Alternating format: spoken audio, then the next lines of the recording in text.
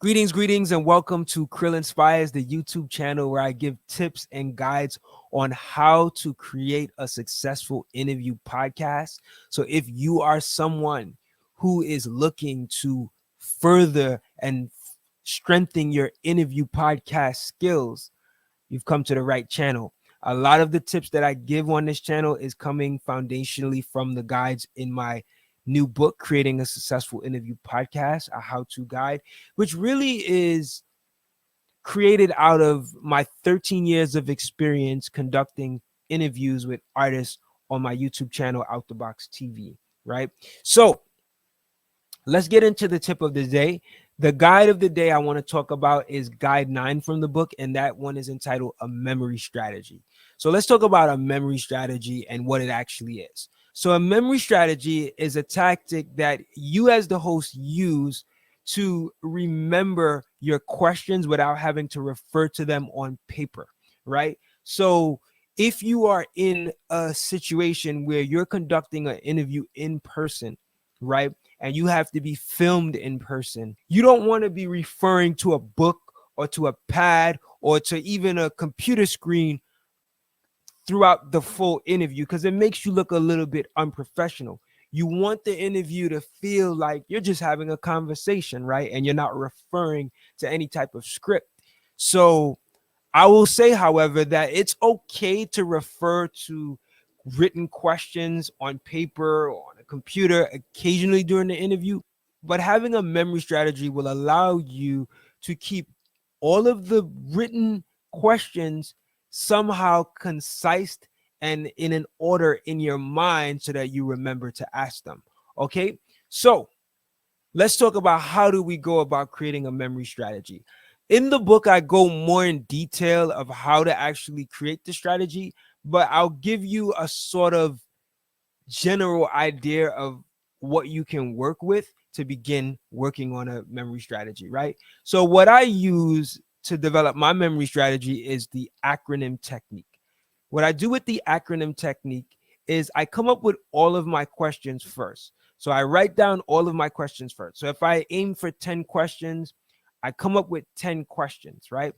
And for every question that I come up with, I create a letter that represents those questions, right? So let's say the first question is, how did you get started with music, right? The letter I would use is S for the first question because S stands for started. And now I connect S with started, and I know that my first question is going to be dealing with starting something. So all I have to remember is that S represents started and started represents beginning something, right? And then that enables me to remember that that's the intro question. Now, the next question, let's say the next question was, let's talk about your upbringing, right? I remember such and such happened during your upbringing based on what I read. And I want to talk about something specific from their upbringing. The next letter I would use for the acronym is U because U stands for upbringing, right? And what this strategy allows me to do is hone in on these letters, but see them as representations of words and concepts, right? So you not only represents a word, it represents a concept, right? So the word is upbringing, but the concept that upbringing is dealing with is really at the core of the question. So you see the strategy. Let's go with the next one. Let's say my third question is in regards to, how did you and these two individuals come together to work on this collaboration, right? So if it's an artist I'm interviewing, it's probably, two people collaborating, like a rapper and a producer, MC and a producer, right? So that's my next question. So now I'm thinking, what letter can I use to represent the word that ultimately represents a concept? So I'm thinking the letter C because C is dealing with collaboration. So now when I think about C, I'm thinking C represents collaboration. And collaboration is talking about the concept of these two people working together and coming together to produce this effort, right? So now I start with S for started, then I have U for upbringing, and C for collaboration. So now I have SUC, right? I know it sounds funny, but SUC is part of the actual acronym. And now I just have 3 letters, but these 3 letters represent 3 different concepts. So after I create the acronym, after I get to the 10th letter and I have these 10 letters, I make this an actual word, right? It's actually cool if, as you're creating it, you think about letters that would actually come together to represent a word that you remember.